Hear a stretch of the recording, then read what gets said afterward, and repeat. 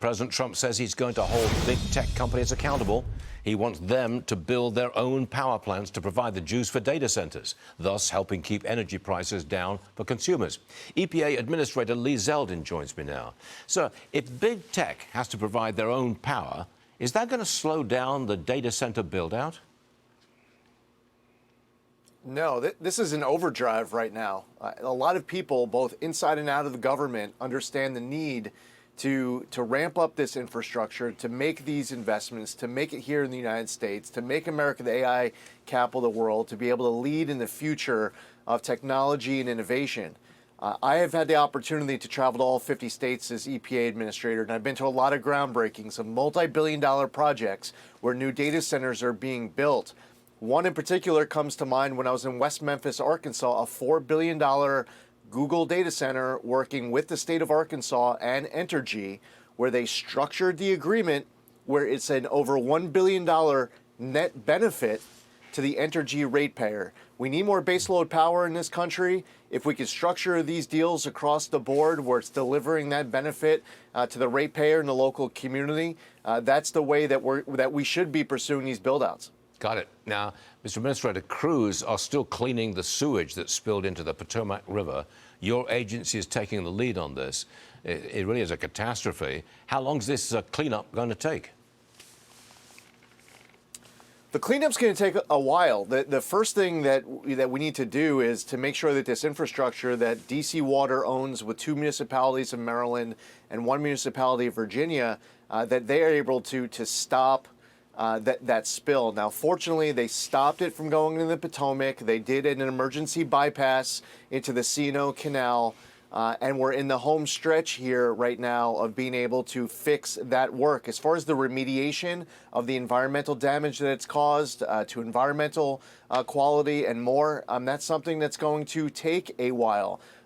You had DC Water here in the lead. A big move that was made last week was that the mayor of D.C., Muriel Bowser, contacted the White House, asked for help. The president was happy to do it. The president immediately makes EPA the lead agency, FEMA mobilizes, Army Corps mobilizes, National Park Service mobilizes, whether it is bringing down timelines, providing technical assistance, more manpower, more resources and equipment.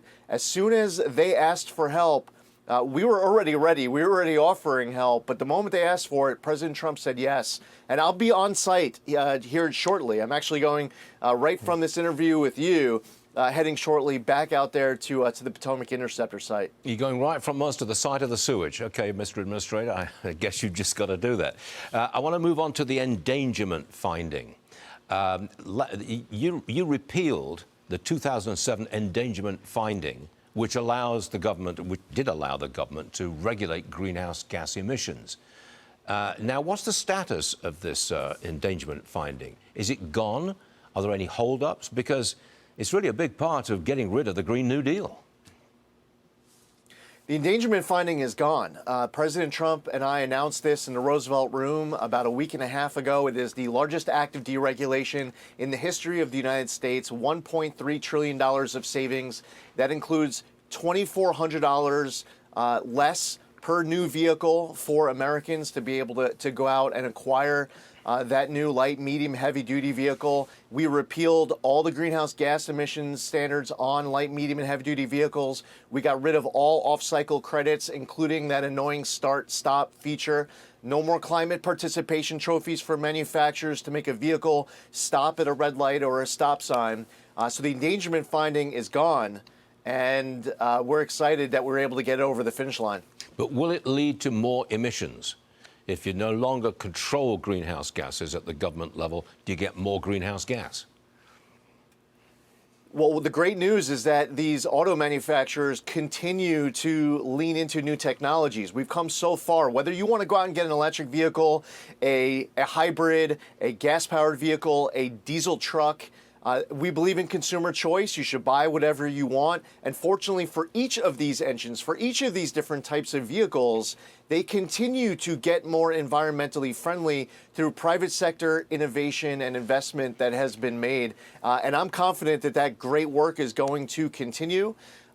It's great to be able to do it without the heavy hand of government slapping trillions of dollars of regulation on Americans. And I would strongly argue, with the best reading of the Clean Air Act, it's trillions of dollars that were slapped without a debate and a vote of Congress, which is an important part of this as well. So we're also restoring power to the people.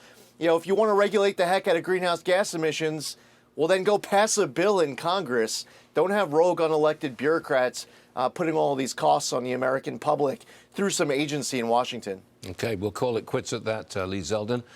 You go off to the Potomac, and I'll stay here and do the show, and we'll see you again real soon. Thank you. Always a pleasure. Thanks for joining us. I appreciate it. Thanks.